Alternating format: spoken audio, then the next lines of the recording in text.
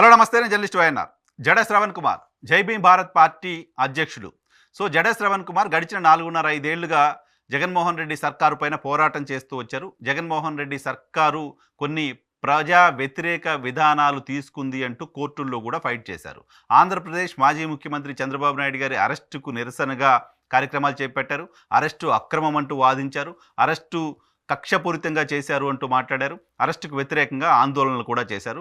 అలాగే ఆంధ్రప్రదేశ్లో అమరావతి రాజధానిని కంటిన్యూ చేయాల్సిందేనంటూ కోరారు. అమరావతి ఉద్యమానికి మద్దతుగా నిలిచారు. అమరావతి ఉద్యమంలో పాల్గొన్నారు. అమరావతి రాజధానిగా కంటిన్యూ అవ్వాల్సిందేనంటూ కోరారు. అమరావతిలో ఆందోళన చేస్తున్న రైతుల పక్షాన, మహిళల పక్షాన న్యాయ పోరాటం కూడా చేశారు.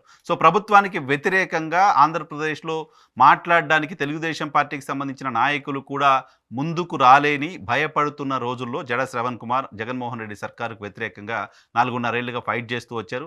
జగన్మోహన్ రెడ్డి సర్కారు చేసిన అనేక కార్యక్రమాలకు సంబంధించి హైకోర్టులోను, సుప్రీంకోర్టులోను పిటిషన్స్ కూడా వేస్తూ వచ్చారు. న్యాయ పోరాటం చేస్తూ వచ్చారు. ఈవెన్ ఆంధ్రప్రదేశ్లో డిఎస్సికి సంబంధించిన అంశం కావచ్చు, ఆంధ్రప్రదేశ్లో దళితులపైన జరుగుతున్న దాడులకు సంబంధించిన అంశంపైన కావచ్చు న్యాయ పోరాటం చేశారు. ప్రధానంగా డాక్టర్ సుధాకర్కి సంబంధించిన అంశంలో సిబిఐ విచారణ దాకా ఆ కేసు వెళ్ళింది అంటే ఖచ్చితంగా జడ శ్రవణ్ కుమార్ పోరాటం కనపడుతుంది. అలాగే డ్రైవర్ సుబ్రహ్మణ్యాన్ని అనంతబాబు అనే వైఎస్ఆర్ కాంగ్రెస్ పార్టీకి సంబంధించిన ఎమ్మెల్సీ హత్య చేసి డోర్ డెలివరీ చేసే పరిస్థితికి వెళ్ళడం, ఆ తర్వాత ఆ అంశంపైన దళిత సంఘాలు పెద్ద ఎత్తున ఆందోళన చేయడం, ఆ ఆందోళన కూడా జడ శ్రవణ్ కుమార్ నాయకత్వం వహించడం, అక్కడ ఆందోళన కార్యక్రమాలు నిర్వహించి ఆ అంశంలో ప్రభుత్వం అనంతబాబు పైన చర్యలు తీసుకునేలా చేయడంలో కూడా శ్రవణ్ కుమార్ గట్టిగా పోరాడారు. ఈ రకంగా ఆంధ్రప్రదేశ్లో ప్రభుత్వానికి వ్యతిరేకంగా మాట్లాడుతూ గొంతు వినిపిస్తున్న ఫేసెస్ ఒక 5-6 ఫేసెస్లో, కీలకమైన ఫేసెస్లో జడ శ్రవణ్ కుమార్ గడిచిన 5 ఏళ్ల కాలంలో ఉన్నారు.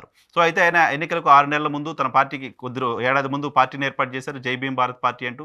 అంతకుముందు కేవలం అడ్వకేట్గానే ఉంటూ రకరకాల ఛానల్స్లో ప్రభుత్వానికి సంబంధించిన అనేక అంశాలపైన ప్రభుత్వ వ్యతిరేక గలం వినిపిస్తూ వచ్చారు.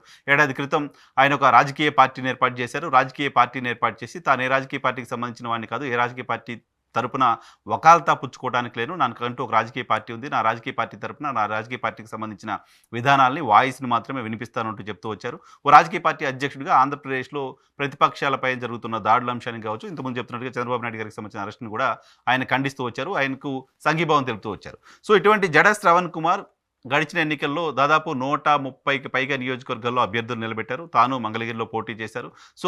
మొన్న ఎన్నికలు ప్రతిపక్షం వర్సెస్ అధికార పక్షం 2 కూటములుగా జరిగిన వారుగా కనపడింది కాబట్టి మిగతా పార్టీలకు సంబంధించి ప్రజలు ఎక్కడా పెద్దగా పట్టించుకోలేదు. ఈవెన్ జడ శ్రవణ్ కుమార్ పెద్దగా పట్టించుకున్న పరిస్థితి లేదు.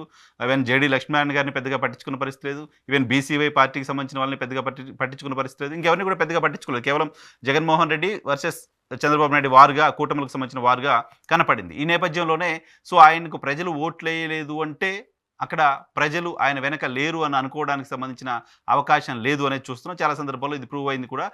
2-2 మధ్య వారు జరుగుతున్నప్పుడు మిగతా వాళ్ళు ఎవరు ఉన్నారు అని ప్రజలు పట్టించుకున్న సందర్భాలు చాలా తక్కువ సందర్భాల్లో చూస్తూ ఉంటాం.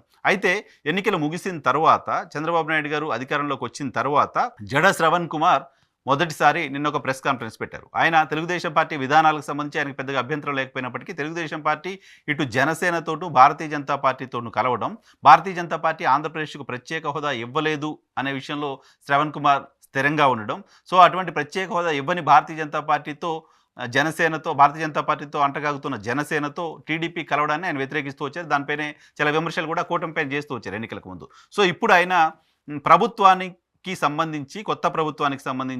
కొత్త ప్రభుత్వానికి సంబంధించిన నాయకులు గడిచిన 4.5 ఏళ్లలో ఏం మాట్లాడారో వాటిని ఫుల్ఫిల్ చేయాల్సిన అవసరం ఉంది అని చెప్పారు, కొత్త ప్రభుత్వానికి అభినందనలు చెబుతూ. ఈ క్రమంలోనే ఆంధ్రప్రదేశ్లో చాలా పెద్ద ఎత్తున మహిళలు మిస్సింగ్ జరిగింది.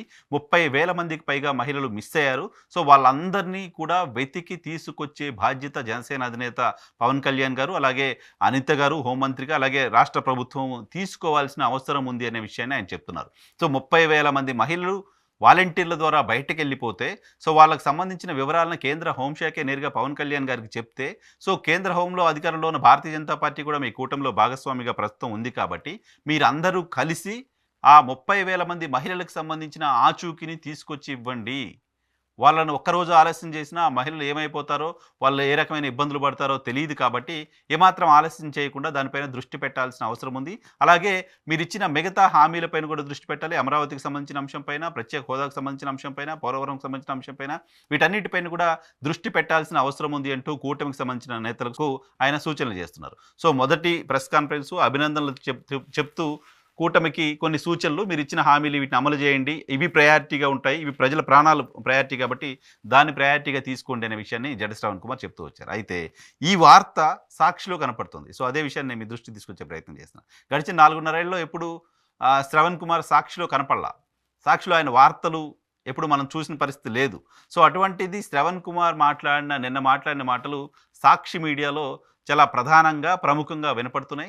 సాక్షి సోషల్ మీడియాలో శ్రవణ్ కుమార్‌కి సంబంధించిన వార్తల్ని, వీడియోస్‌ని విస్తృతంగా షేర్ చేస్తూ ఉన్నారు. సో, ఇంకా శ్రవణ్ కుమార్ ఇప్పుడు సాక్షి ప్లాట్‌ఫామ్స్ పైన కనపడుతున్నారా? ప్రభుత్వ వ్యతిరేక ప్లాట్‌ఫామ్స్ పైన కనపడతారా?